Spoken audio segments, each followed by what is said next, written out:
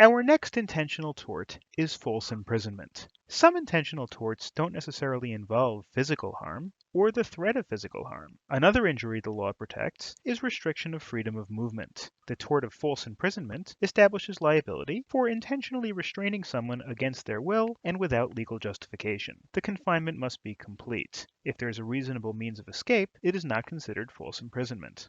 A classic example is bank employees and customers being held hostage by armed robbers. The robbers intend to keep everyone in the bank against their will, and the use of weapons means that there's no reasonable means of escape. In such a case, the robbers could be sued for assault and the threat of physical harm, but also for false imprisonment, for keeping the people trapped in a specific location against their will. Some cases of false imprisonment don't involve physical harm at all. Refusing to provide someone with the ability to escape a physical barrier can also be considered false imprisonment in certain situations.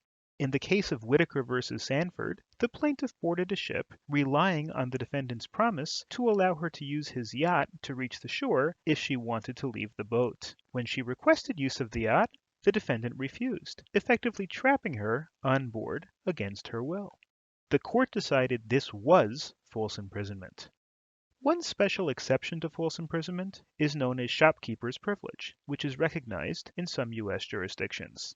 This privilege allows a shopkeeper to detain a suspected shoplifter in the store for a reasonable period of time to determine if he or she has stolen goods. The reason for this privilege is that a store is a place where people regularly come and go, and locating a customer who has left the store would be difficult. Without this exception, a store owner or manager who has reasonable grounds to suspect theft would be forced to commit false imprisonment or let the shoplifter go. Our next series of torts is trespass. The category of intentional torts also includes harms to property. The first major property tort is trespass to land. A trespasser is defined as a person who enters or remains on land in the ownership of another without a privilege to do so. A trespassing claim has two elements, the entry element and the intent element.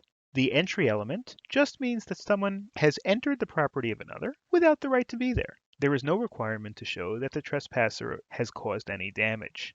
As with all intentional torts, the intent element here does not mean intent to cause any damage, or even specifically to trespass, only to enter the land in question.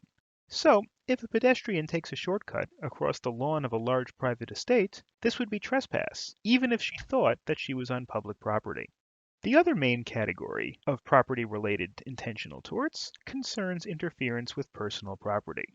There are two different torts that deal with personal property. Trespass to chattel, chattel means tangible, movable goods, and conversion.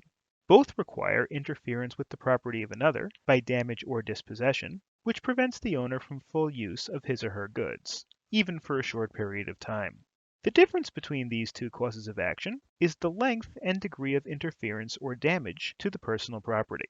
If a trespass to chattel is so serious that it effectively deprives the plaintiff from using his or her property so that it would be fair to force the defendant to purchase the property instead of returning it, that is called conversion. Someone liable for conversion can be made to pay the entire value of the goods, whereas somebody liable for trespass to chattel only needs to pay the damages caused to the goods. Finally, it's important to note that the law does not hold people responsible for all intentional acts which result in harm. There are some categories of justifications and defenses for intentional harm, which allow a defendant to avoid legal liability for harms caused. Consent, for example, is a defense to a tort claim. If the plaintiff knows of the defendant's intent to act and permits the action, then the plaintiff cannot recover for the resulting injuries. However, consent is not always so straightforward. The law recognizes that sometimes consent is not explicit, but can be inferred from context. For example, athletes cannot sue each other for battery due to contact that occurs during a game, since agreeing to play a sport in which regular contact is expected is considered to be consent to that contact. Another circumstance in which the law implies consent would be a doctor treating an unconscious patient, since it is assumed that the patient would consent if he or she were able to do so. Other important defenses to intentional torts include self-defense and necessity. These defenses are relevant when the defendant intends the action but does so in order to prevent harm to people or property. In case where someone reasonably believes he or she is facing imminent bodily harm, that person has a right to self-defense. Self-defense allows someone to use force that is reasonably necessary to protect him or herself. This means that if a pedestrian turns into an alley and is surprised by a person brandishing a knife and demanding her money, she may use reasonable force to escape the situation and not fear being sued for assault and battery. It should be noted, however, that deadly force may only be used to combat or prevent other deadly force. Deadly force cannot be used to prevent or neutralize non-deadly force or just harm to property. The defense of necessity is similar, but it applies to interference with land or personal property.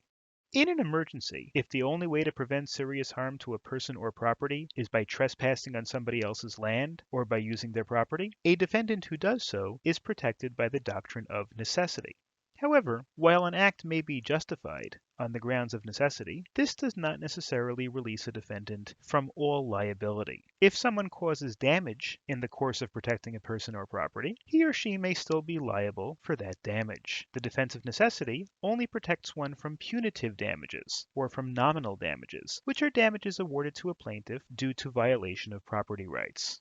The exception to this is a case of public necessity, where there is a danger to the public or the community as a whole. In such cases, the defense of necessity is absolute, and one who takes protective measures in such situations is not liable for any damages caused by his or her acts, so long as they were reasonable under the circumstances.